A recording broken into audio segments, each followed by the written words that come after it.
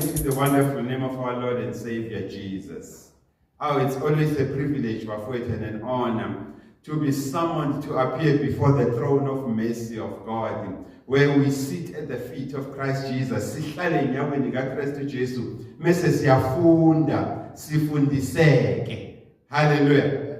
Siyambonga ke bafowethu uNkulunkulu for releasing Christ into our midst, that he takes his rightful place as the head of the church and the king of the household of God. Singelibaleke even wena uNkulunkulu uqobo bafowethu ukusipha that privy, ukusipha lelo thuba lokuthi sibe sebukhoneni bakhe. Hallelujah. There is nothing bafowethu as beautiful as ukuba sebukhoneni bukaBaba uNkulunkulu. Amen.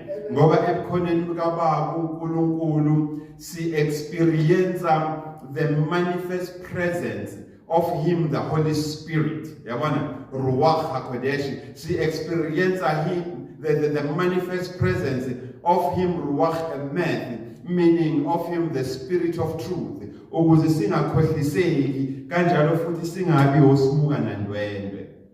Amen. Siyambonga ke bafowethu uNkulunkulu also by your presence, particularly you who are also sacrificing your data online in order to fellowship with us. Amen. May God richly bless you. Kangangokuba whatsoever that you touch with your hands, may God turn it into gold. And whatsoever that you focus your mind to do, may God prosper those thoughts so that they come to pass. Hallelujah.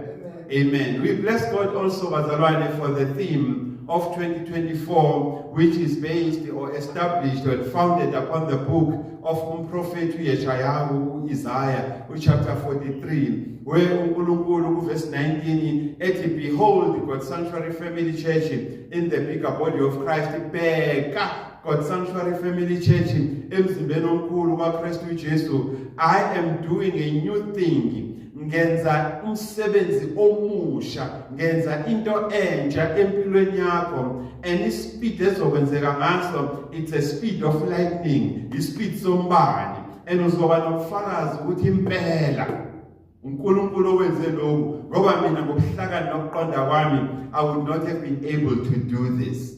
Hallelujah. Siyambonga ke bafowethu uNkulunkulu ngepresence yenu. Amen. Ushilo uNkulunkulu ukuthi ukuze akwazi ukwenza umsebenzi omusha empilweni yakho kufuneke ususe izithiyo, things that would block him from doing such. Amen. That includes imuva lakho, that includes your history. Hallelujah. Ngoba ukubambelela kwimuva lakho nokubambelela emlandweni onawo ngawe akukusiza indawo mfowethu. All that you need to do ukuthi wamukele uKristu uJesu abe inkosi nomsindisi kuwe. Amen. So namhlanje ke bafowethu uNkulunkulu emuhle, when we sat in the upper room with him, Jehovah again, with the set apart spirit, usambulele ke bafowethu ukuthi namhlanje kumele sicathulisane, kumele sihlole i-worship. Hallelujah. Kumele sihlole i-praise and worship. Kumele sihlole indumiso. Hallelujah. Kumele sihlole indumiso namhlanje sicakaze sicazulule ukuze sikwazi ukubona uma sekunemkhuba ethile usathana seyiplantile ebandleni likaKristu Jesu. Amen. Ingakho ke namhlanje we are going to unpack the aesthetic secular religious practices. The aesthetic secular religious or worldly religious practices in the church. Amen. Ngesizulu namhlanje sizodingida siqaqe sihlakaze imikhuba yenkolo yasezweni ebukeka imihle kangangokuba ibandla likaKristu Jesu seli-adoptile, thinking izobasiza ukuthi baluthe abantu noma badonse abantu numbers ukuthi beze esontweni. Amen. So that is why umoya ingcwele esivezele lesambulo bafowethu of aesthetic, secular, aesthetic, worldly religious practices. Imikhuba yenkolo yezwe, imikhuba yenkolo yasezweni ebukeka imihle, and ibandla selize lahungeka, ibandla selize lathemtheka, ibandla has been seduced to bring these worldly practices by flavorish, by flavor ye gospel, and think ukuthi now that they've flavored it with the gospel and the name Jesus, Jesus, Jesus, it means then it is acceptable as praise and worship to God. Yamukelekile njengendumiso kuNkulunkulu kanti cha. Hallelujah. Ingakho ke bafowethu namuhla nami ngithunyiwe ezisithunywa sikaNkulunkulu, nami ngithunyiwe as part of my assignment yokuthi nginazise bafowethu nami ngibaliwe kuloko, nginazise nami ngizazise ukuthi thwala, prepare the way of the Lord, lungisa indlela kaJehova, lungisa indlela yenkosi, and make thy path straight, uqondise nemendo kaNkulunkulu empilweni yakho. Amen. So that is my assignment, which I have been sent to announce to you, to broadcast to you, gisakaze ngimemezele, that God Sanctuary Family Church in the bigger body of Christ, you, our friends and family who follow us online on YouTube and the world at large, prepare the way of the Lord and make thy path straight. Hallelujah.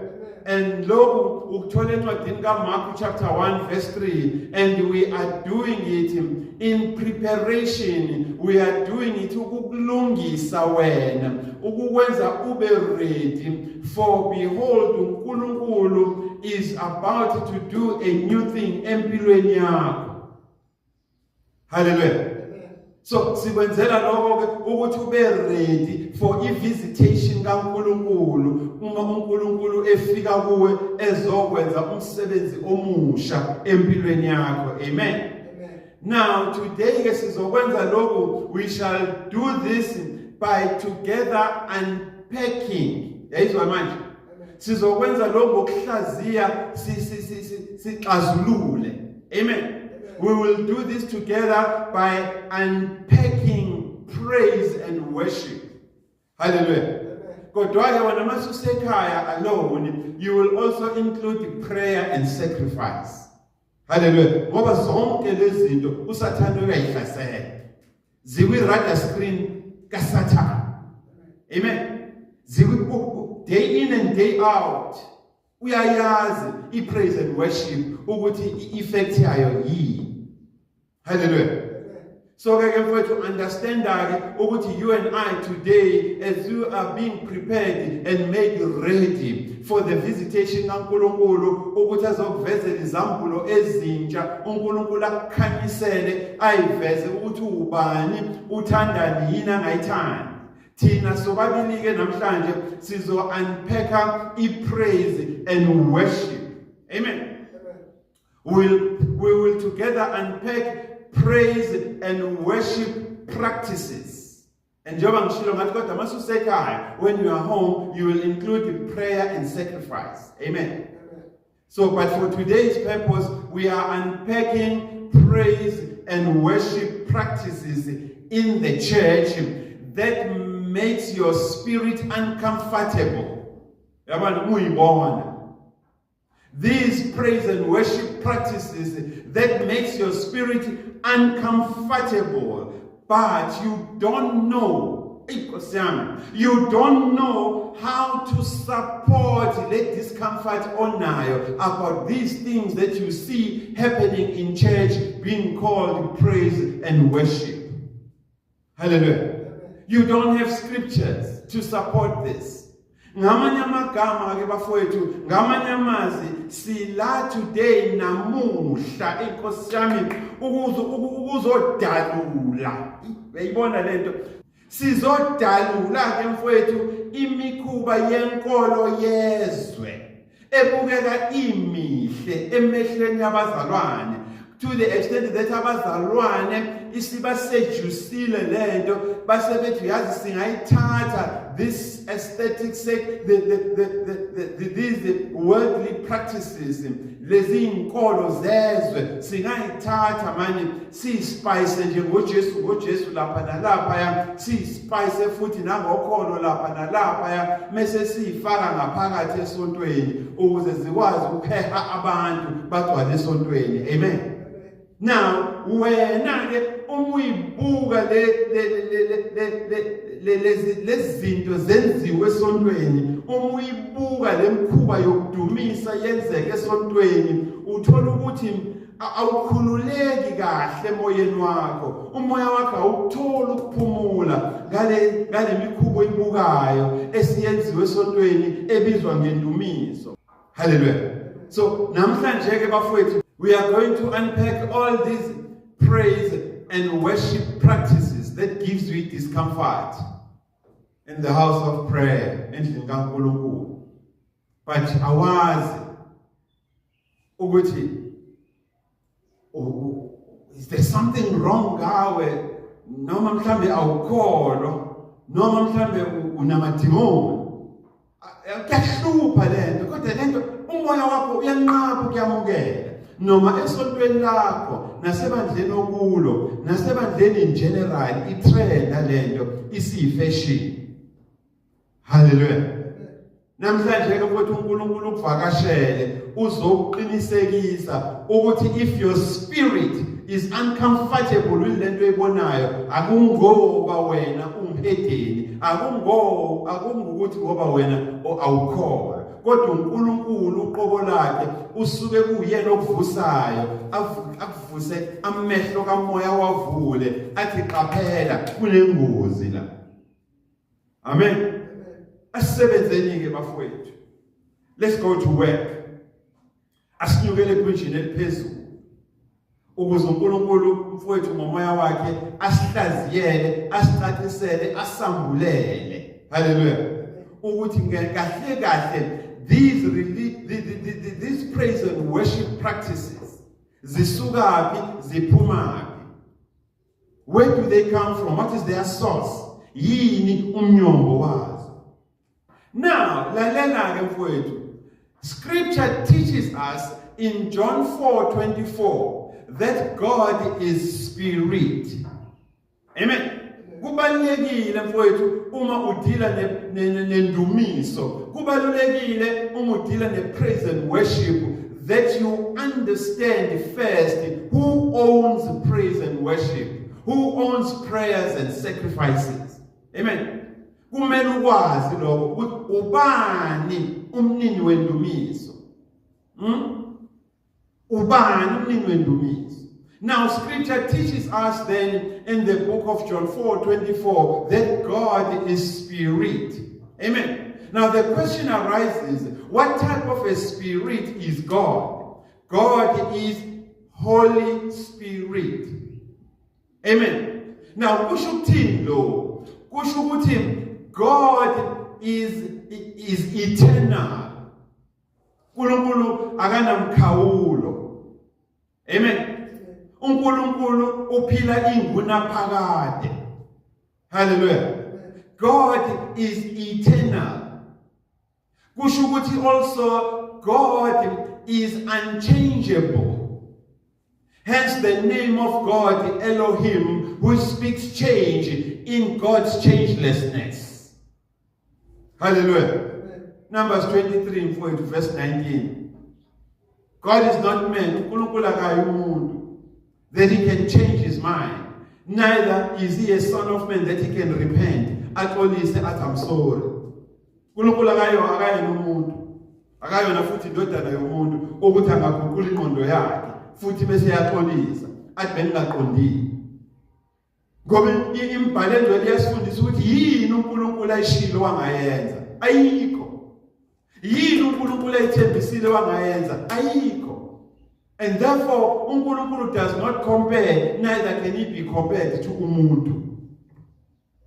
Hallelujah. Yes. that is what it means when scripture teaches us that God is spirit. It means God is eternal. You cannot kill the spirit. You can only kill the flesh. Hallelujah. Ebuzubulala mfowethu umoya. Yogcina ngokubulala inyama. Phuma umoya ugoduke. Hallelujah. So these are the things that you need to know and understand. Now, if you know that God, and if you have been taught that God, who is Yahweh, who is Yahusha, who is Elohim, is spirit, then you know also that in him then there is power. In God there is glory. And in God there is majesty.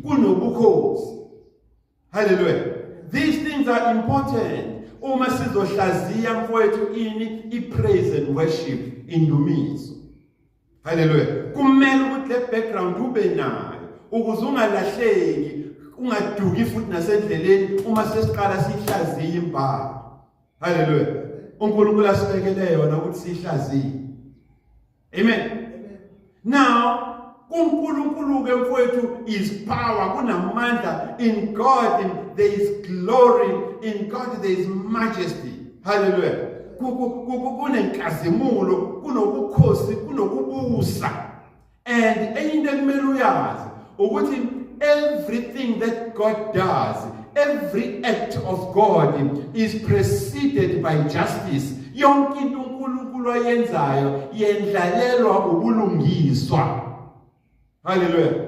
uNkulunkulu aka entertain into engenako ubulungiswa phakathi, justice. Hallelujah. uNkulunkulu akayihlanganisi nezinto engenako ubulungiswa. Ingakho ke mfowethu, that's the reason why the justice of God, ubulungiswa bukaNkulunkulu, it speaks to holiness and it speaks of holiness. Everyone then? The justice of God speaks to holiness and it speaks of holiness. The justice of God speaks of truth and it speaks to truth. There is one. The justice of God speaks to love and it also speaks of love. Ingabo ba Sunday school saze safundiswa ukuthi uNkulunkulu uthando. Hallelujah. Now, important mfowethu ukuthi ungaluzi ngisho umusho, ungaluzi ngisho isentence elodwa kule introduction. Hallelujah. God is spirit. Amen. And if God is spirit, it means God is eternal and God is unchanging. Amen. And in God is power, glory, and majesty. Hallelujah. And everything that God does, even the seat of glory is surrounded by justice. Everything that uNkulunkulu does, every act that he does is preceded by justice. Justice. Amen. And the justice of God, hallelujah. It speaks to love and it speaks of love. It speaks to holiness and it speaks of holiness. It speaks to truth and it speaks of truth. Ungayitsheka mfowethu lento even encwadini the Tehillims, encwadini yamahubo chapter 90 ubuku verse 2. Hallelujah. Psalm chapter 90 verse 2. It confirms who God is. Ngoba ithi from everlasting to everlasting thou art God. Kusukela emaphakadeni kuye emaphakadeni wena uNkulunkulu uNkulunkulu. You compete with no one. There is no competition regards God. Hallelujah. In fact, even in Quran mfowethu. Hallelujah. Even in Quran, uma uya kwiQuran lapha chapter 16, ubheka verse 1 to 3. Hallelujah. It confirms what the Christian scriptures are saying about God. Hallelujah. It confirms it, saying La ilaha illallah. Hallelujah.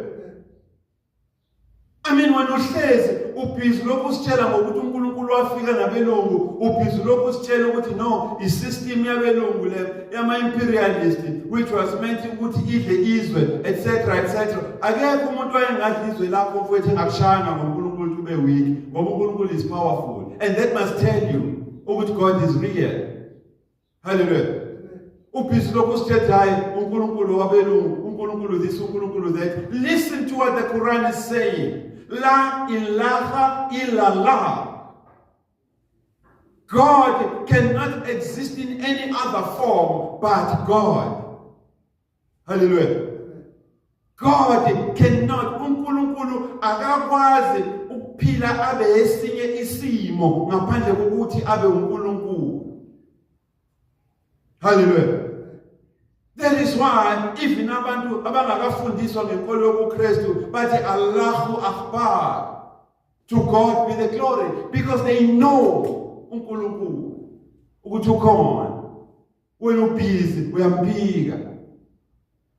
Hallelujah. So thina kufanele manje silokhu sihleli nawe sikufundisa ngoNkulunkulu, buke ezinye izizwe noma zimbiza ngawo abamagama, but ziyavumelana noNkulunkulu wamaKristu, ziyavumelana nama-scriptures amaKristu ukuthi indeed la ilaha illallah. Hallelujah. God mfowethu is God. In fact, uma uya lapha encwadini ka-Isaiah uchapter 43 ufunda uverse 10, uyatshela mfowethu ukuthi mina uNkulunkulu, there is no God besides me. Akekho omunye uNkulunkulu ngaphandle kwami. There is no God even before me. Akekho wayekhona before ngibe khona. And there is no God with me. Akekho uNkulunkulu onami engikhala kuyena njengoNkulunkulu. And there shall be no God after me as well. Hallelujah. Khuluma uNkulunkulu mfowethu la. And that tells you ukuthi uNkulunkulu ungubani, uthandani, yini angayithandi. Uyayiveza uNkulunkulu kuwena mfowethu, uyayiveza uNkulunkulu kimi. Hallelujah. And this is very critical. Ibaluleke kakhulu lento, because for you to understand praise and worship, you ought to know first ukuthi uNkulunkulu ungubani, ngoba uyena oyi-owner ye-praise and worship, uyena o-owner indumiso.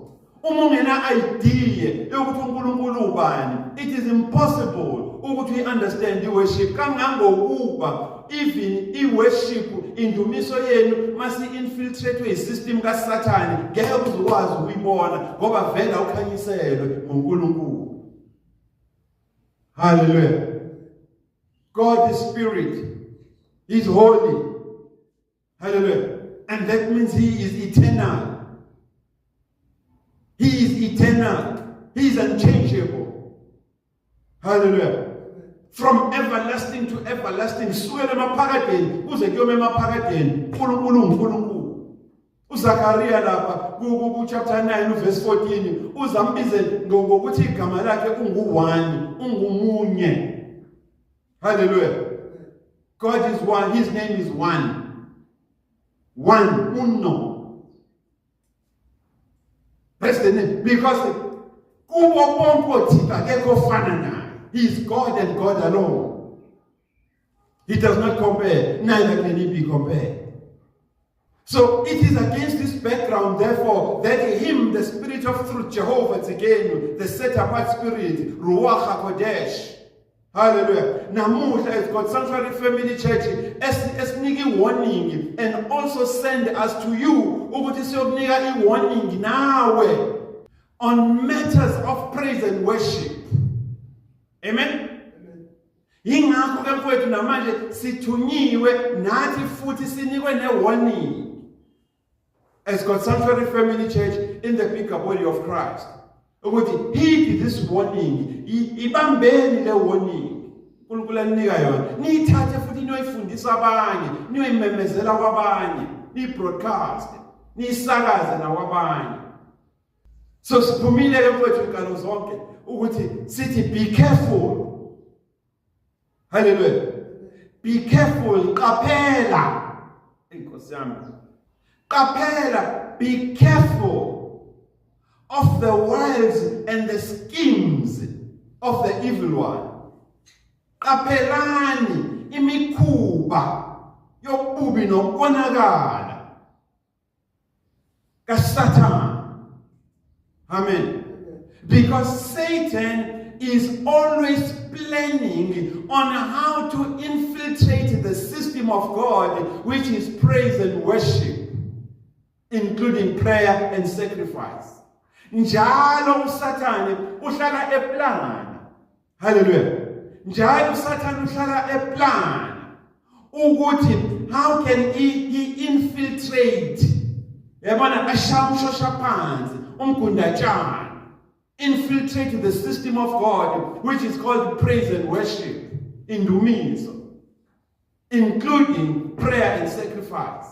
Amen. How is he going to infiltrate the system of God with aesthetic, religious, or with aesthetic, secular, or worldly religious practices? Amen. Uzoyinfiltrate kanjani, uzoyingena kanjani ngomgundatshani, uzoyingena kanjani ngomshosha phansi isystem kaNkulunkulu yendumiso ukuthi afika eplante kuyona atshale imikhuba yenkolo yezwe. Imikhuba yenkolo yasezweni ebukeka imihle kanti ize ukuzontshontsha the crown of your salvation, izontshontsha umqhele wensindiso yakho. Hallelujah. Now uyayibuza, wait a minute, awume kancane Pastor T, awume kancane God Sanctuary Family Church, what do you mean when you speak about aesthetic, secular, aesthetic, worldly, religious practices? Uqonda ukuthini mukhuluma ngemikhuba yenkolo yezwe noma yasezweni ebukeka imihle, ibandla eseli adoptile la ifaka nje ushukela omncane lathi Jesus Jesus Jesus yasibizwa ngegospel? What do you mean when you talk about these things? Imiphi lemkhuba yenkolo yezwe noma yasezwe lokhuluma ngayo? What are these aesthetic, secular and worldly religious practices that you are talking about? uNkulunkulu asiyala ngazo ukuthi kufanele simelane nazo endlini yokhonza. Amen. What are they? Well, imkhuba ke mfowethu yenkolo yasezweni, these aesthetic, secular, religious, worldly practices that are now adopted by the church, they speak of anything that projects outward holiness. Yabona, zikhuluma ngayo yonke into efana nethuna elixakiwe laba lihle ngaphandle kodwa ngaphakathi ligcwele ibungu. Amen. Anything that outwardly projects holiness ibe ingekho holy yona. Yabona, ifana nethuna. So yonke imikhuba ethi miveza ibe mihle, ibandla lize beseduced, ibandla lithi fall in love with this thing, lize li-adopt, liyenze iphathi ye-worship yendumiso kaNkulunkulu. Hallelujah. So when we speak therefore of these aesthetic, secular religious practices, le mikhuba yenkolo yasezweni ebukeka imihle, ibandla eselize la-adopta, we are speaking of any person or persons. We are speaking of any new church movements, any new church trends. We are speaking of any new belief systems or doctrines that have an appearance, that have an appearance of religion, kodwa zibe zi-demonic, that have an appearance of humility, yet they are false, that have an appearance of holiness, yet they are deceptive. Amen. So yonke le mikhuba mfowethu esikhuluma ngayo, imikhuba yenkolo yezwe lesigcwele esontweni ngenxa yokubukeka imihle emehlweni abantu, ibandla lize lithathe li-adopte li-embrace, mase licabanga ukuthi ngokuyi-embrace isizophenduka ibe indumiso yamukekile kuNkulunkulu. Hallelujah. Uyibona ngokuthi ibe ne-appearance izishaya sa. Yabona lento? Izishaya sakholo religion, kodwa iyini yona idemonic, inamademoni. Yabona? Izishaya sa ngizoyichaza ngithi ngezulu esihle lento, ishaya sa kuyithoba. Amen. Yes.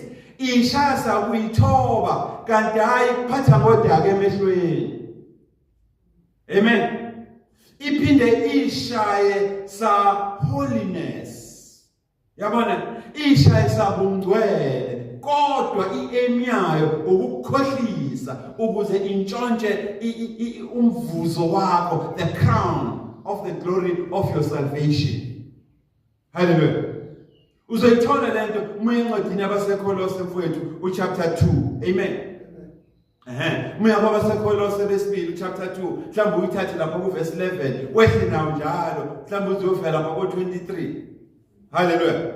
Uzoyithola lento esikhuluma ngayo mfowethu ukuthi yiyo ke lemkhuba le, and akuyizi ukuthi uyibone uma ungafundisiwe. If you have not been taken through the first principles of the oracles of God, ungadlulanga ezifundisweni zeyimiso zokuqala zezwi likaNkulunkulu, ngoba yilapho la ufike khona ucithiswe njengenkemba, ukwazi ukuhlukanisa phakathi koku-right noku-wrong. Now kungenzeka ke mfowethu ukuthi uyayibuza ukuthi Pastor T, God Sanctuary Family Church, ngiyabuzwa mfowethu uyayibeka le ndaba, but umbuzo eninawo engibangela novalo ukuthi how shall I know? Ngiyokwazi kanjani ukuthi ibandla engikulo noma i-praise and worship indumiso, i-team yendumiso engibelonga kuyona is been invaded, it is been captured by these demonic, earthly, secular, religious practices. Lemikhuba. Hallelujah. Sesibanjwe lemikhuba yenkolo yezwe ebukeka imihle kanti mimbi iphuma kisu Satan. Hallelujah. So kungenzeka ke mfowethu ukuthi wona umbuzo manje okhona ekhanda lakho loyo uyayibuza ukuthi ngizokwazi kanjani? How shall I know? Ukuthi I've been invaded, we've been invaded, my church has been invaded and captured by these unholy, aesthetic, secular, worldly, religious practices. Lemikhuba yenkolo yasezweni ebukeka imihle kanti demonic. How shall I know? Hallelujah. Now, as we sat in the upper room with him, Jehovah Tsidkenu, as we sat in the upper room with him, the Holy Spirit, usambuleleke mfowethu ukuthi siyokwazi kanjani nanokuthi siyobona kanjani. Amen.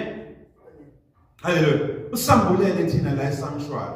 Wathi kithina God Sanctuary Family Church, indlela eniyobona ngayo ukuthi yazini lo, ngiyaniyala, I'm giving you a warning. Yazini ukuthi uSatan has got an appetite. Inkosi yami.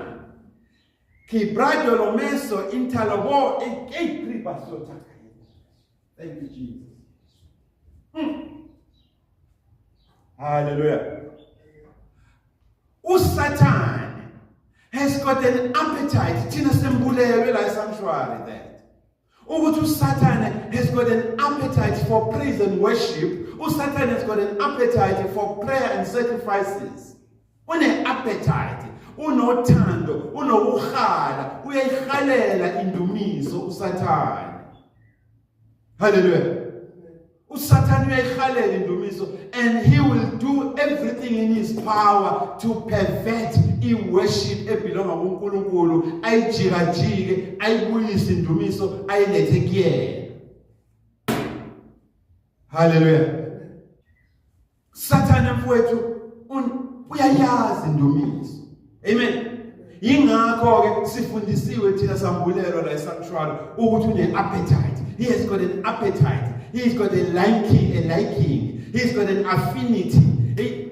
Kunento ebanga ukuthi angafuni ukusuka eduze kwendawo edumisa uNkulunkulu ngoba ufuna ukuthi I'm not going down alone. Even ezulwini mephuma, he did not go alone down. He came out with a third nokuyingxenye yengelosi kaNkulunkulu.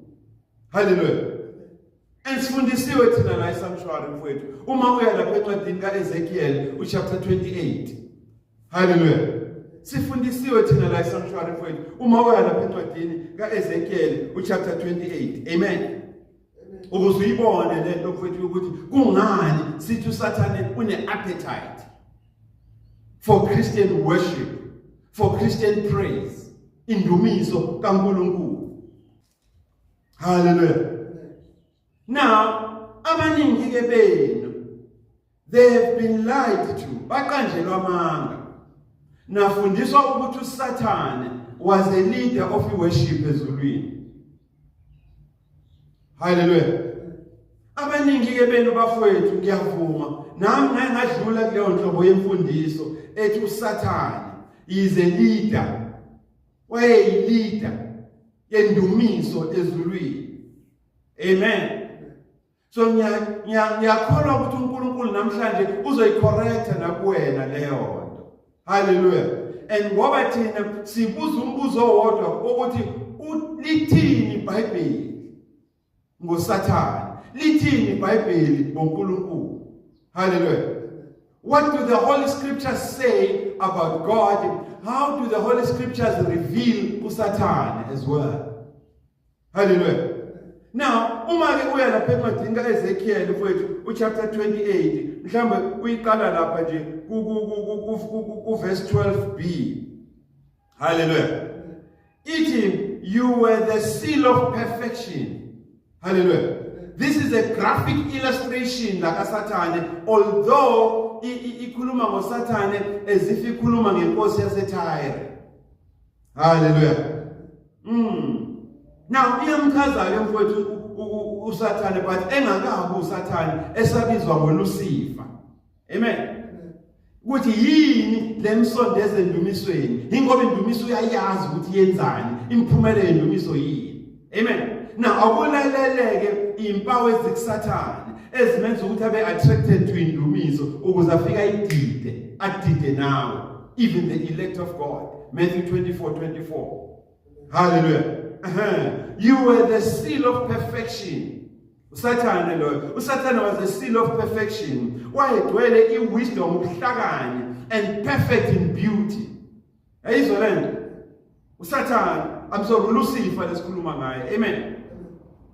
uNkulunkulu ezwini lakhe uthi wena Lucifer, you were in my Eden, the garden of God. You were in Eden, the garden of God. And every precious stone was your covering. The sardius, the topaz, the diamonds, the beryl, the onyx, the jasper, the sapphire, the turquoise, and emerald with gold.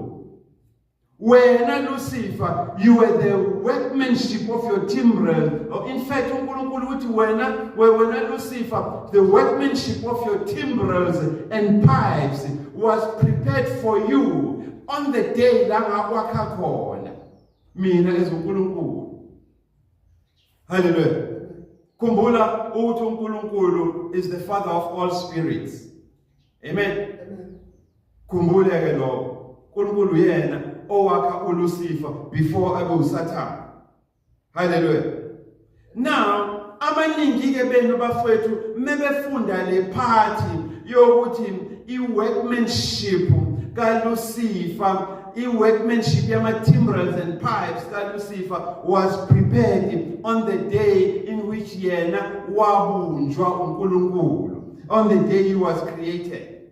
They think or they assign this to Satan. Lucifer was the leader of worship. Leader ye-worship ezulwini kanti cha. Akukho kwi-scripture embhalweni engcwele la kuthiwa khona uLucifer was a choir director or a choir master yasezulwini, a leader i-heavenly worship team. Akukho lokho. In fact, singaphumela nje obala sikubize nge-religious lie, amanga enkolo yezwe nemkhuba yasezweni. Amen. Umuhlezi la kwi-upper room, uhlezi enyaweni kaKristu Jesu, inquiring of what the timbrels and pipes are. uNkulunkulu uzokuvezela by his spirit that when he speaks of the timbrels and the pipes, those are symbolic of the voice kaLucifer. Hallelujah. Amen. Those are symbolic. He was he had authority. He had a commanding voice. No wonder our assignment were of the highest order, because from birth, from creation, the timbrels and his pipe, which is the workmanship of God, was perfected then. Hallelujah. The entire purpose for which uNkulunkulu created this angel called Lucifer was ukuthi abe ne-power, abe ne-influence mekhuluma. Amen. Abe na this commanding voice. Ivoice ekwazi ukucommand izinto, icommande nabantu. Amen. Ngamafishane, he was also a good spokesman. Umekhuluma ubelaleleka, ubuyeka yonke into yenzayo. Satan had this mesmerizing voice, and siyayibona lento even mesingene ezonweni abanye bethu bathi I don't know what happened, one thing led to another, and that must tell you there is something about the voice of Satan. Hallelujah. Again, this seduction anayo, this seducing voice, this mesmerizing voice, this romantic voice, this influential voice, this authoritative voice, voice and authority,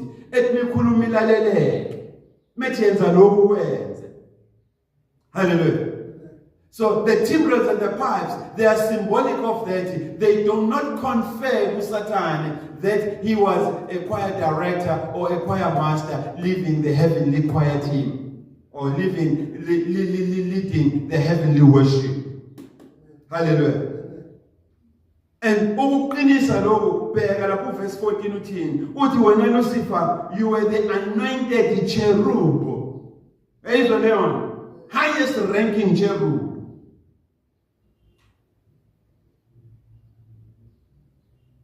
You were on the holy mountain of God, the dwelling place of God.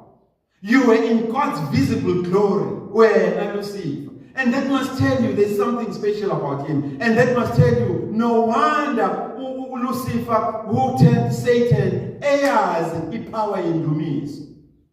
Hallelujah. Because he was always in the visible glory. Hallelujah. He was in the pavilion, not in the panorama. So Satan had first-hand information of the effect, because from a bird's viewpoint, just the panorama, the overflow.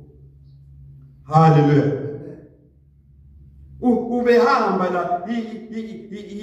You walk back and forth in the midst of Philistines, which is symbolic of the angels. Amen. You were perfect in your ways from the day you were created until iniquity visited your heart. It's important to see your land of way.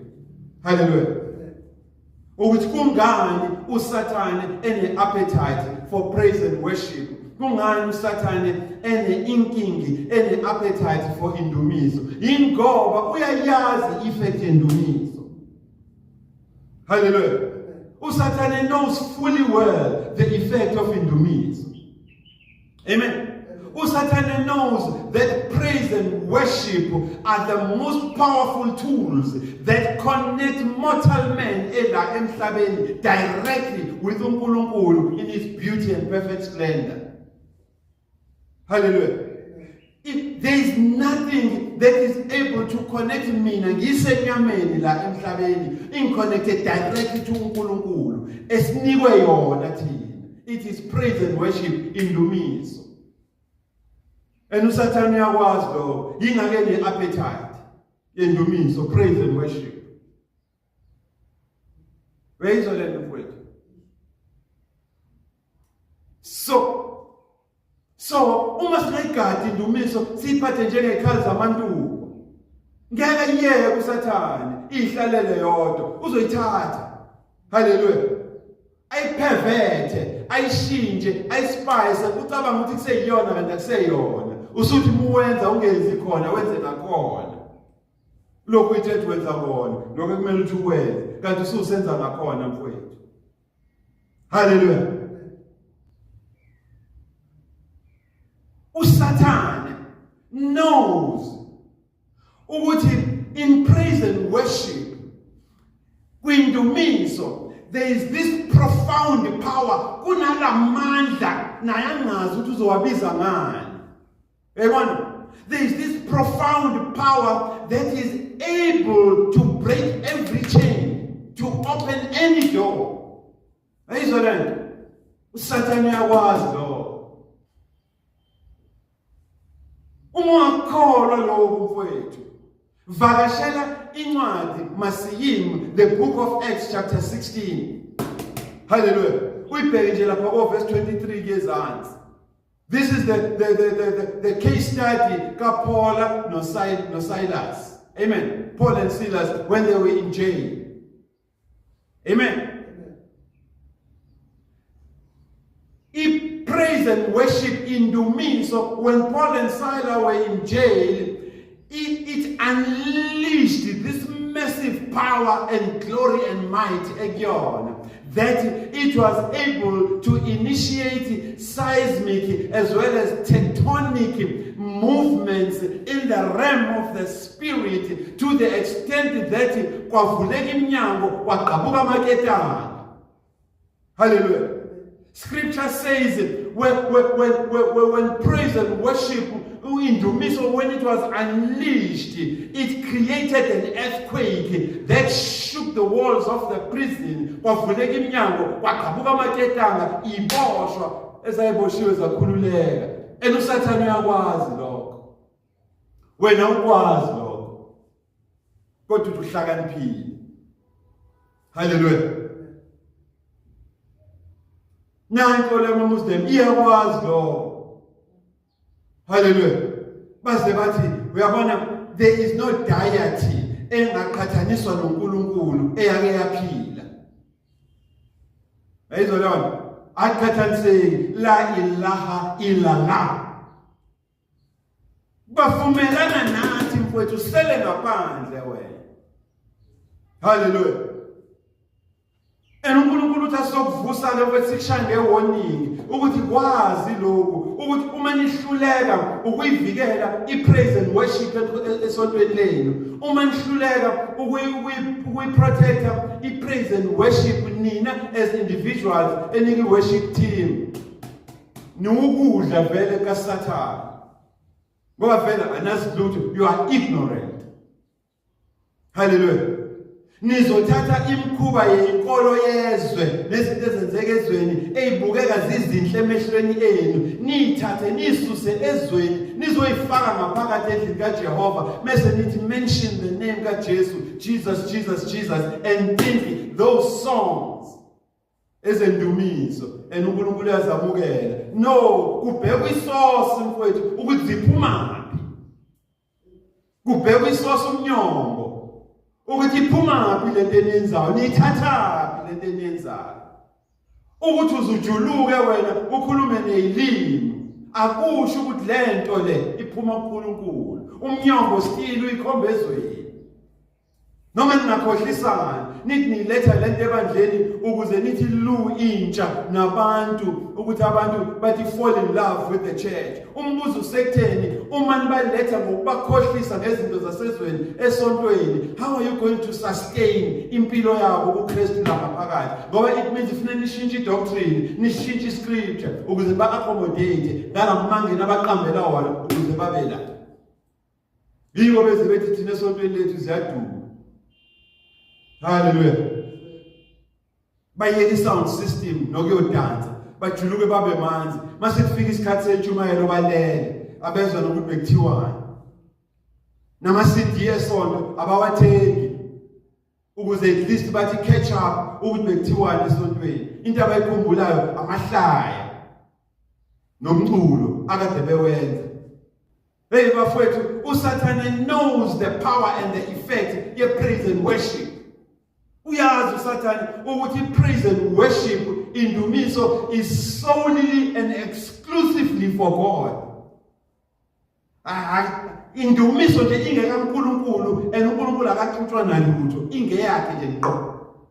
And uSathane uyakwazi lo, ulele kodwa wena. Hallelujah. Uma sikukhuza sithi yazi lento eniyenzayo kodwa ibukekile into siyavuma kodwa the spirit sami iyanqaba ukuyamukela. Angazi ukuthi kanjani. uNkulunkulu uyayiveza ke namhlanje ingqikithi. uNkulunkulu ukuvezela namhlanje isecret yokuthi wazi ukuthi kungani wena umoya wakho ungayamukeli lento all along. Hallelujah. Uyavezela. Uzokunika nama scriptures as well. So today, as we do introduction to le mikhuba yenkolo yasezweni ebukeka imihle emehlweni abantu baze bayi-adopt balethe esontweni, these aesthetic secular religious practices that the church is adopting today, as we introduce this topic, by the minute we ekhaya kuzobe sekukhanya mfowethu ukuthi ayangena umhedeni. There is nothing wrong with me. It is God protecting me from the mikhuba le and nugayo esesiyenza esontweni under the name worship and praise indumiso. So uyayazi uSathane futhi power that is loaded endumisweni. Amen. Uyawazi futhi uSathane even ama protocols imbandela uNkulunkulu ayidingayo endumisweni ukuze yamukeleke kuyena as uNkulunkulu. John 4:24. Ngakho ke, them who worship God must worship God in spirit and in truth. Ngakho ke, uma umdumisa uNkulunkulu, mdumise ngokweqiniso, ngokamoya nangokweqiniso. Hallelujah. And uSathane uyakwazi lo. And ngeke azavume ukuthi anivumele nidumise uNkulunkulu nina in spirit and in truth. Ngoba uyazi effect yalento. Hey man, indumiso mfowethu is like a weapon of mass destruction. It is khalsenuzi osidrop endaweni eyodwa sishaya isiphiphithe siqede yonke into. Hallelujah. Ulele wena. Well, isonto lizofika nini? When is Sunday coming? Eke siyodansa nje. Esayithomo sithi thomo yayiyeke kwethomo yesake. Hey man, awasluto. You are sucking from a dry breast. And nomfundisi usethule because this thing is bringing numbers in church.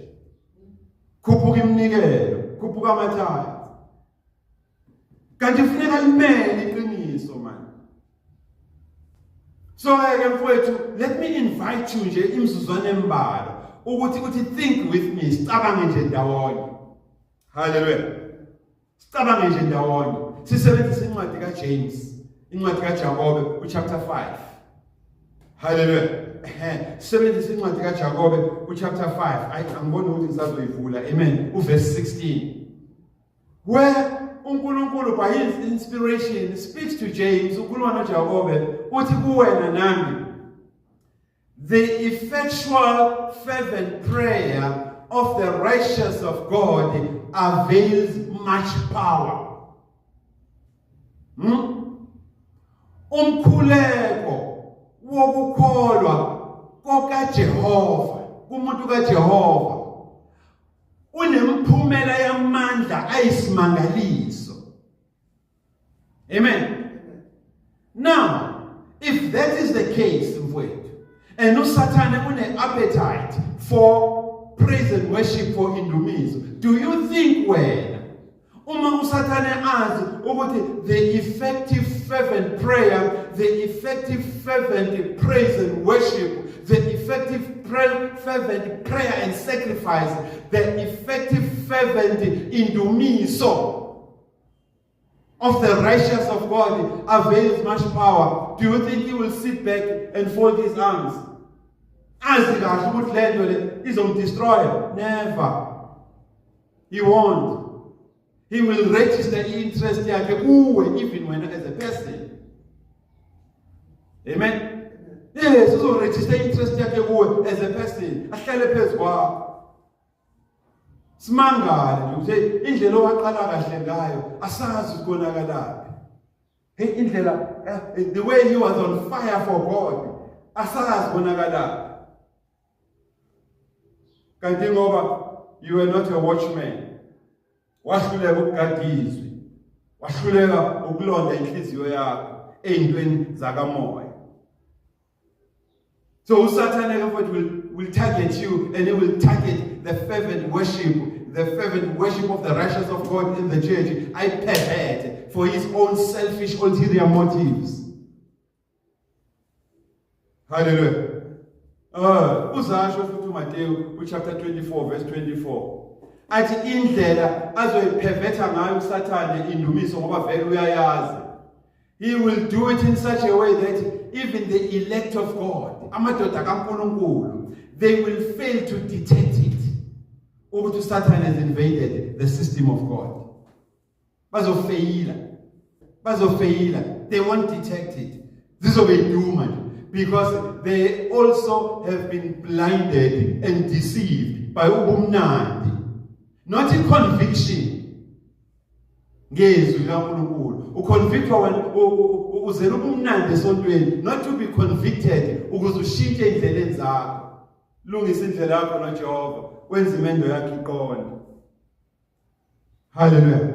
Now umbuzo wemfowethu usekutheni, how does Satan do this? Wenza kanjani? Uphumelela kanjani?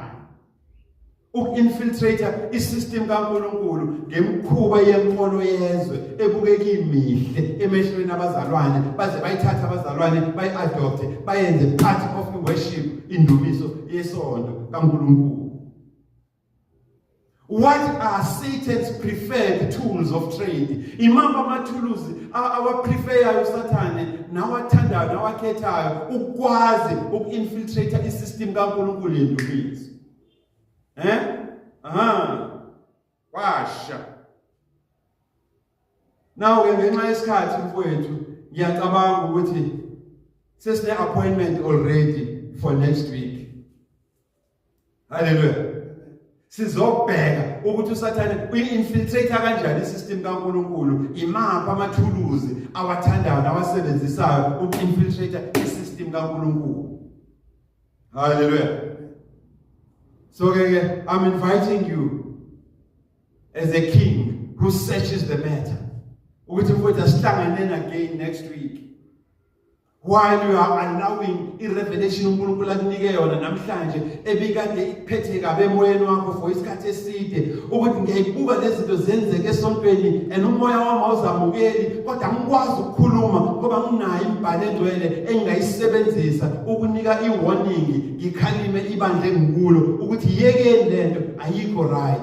uNkulunkulu ukuvezeleke namhlanje, and by the time uye ekhaya uqala manje ucabanga back uzoyibona lento iyela ngakhona ke manje uNkulunkulu uyayembula. Hallelujah.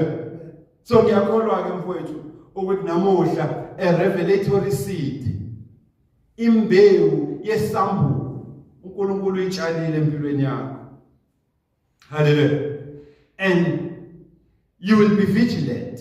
Ngeke usalala ubusuku nemini uma uNkulunkulu ekunika i-visitation emoyeni kweyikamoya ngezinto zebandla lakho, kakhulukazi endumisweni.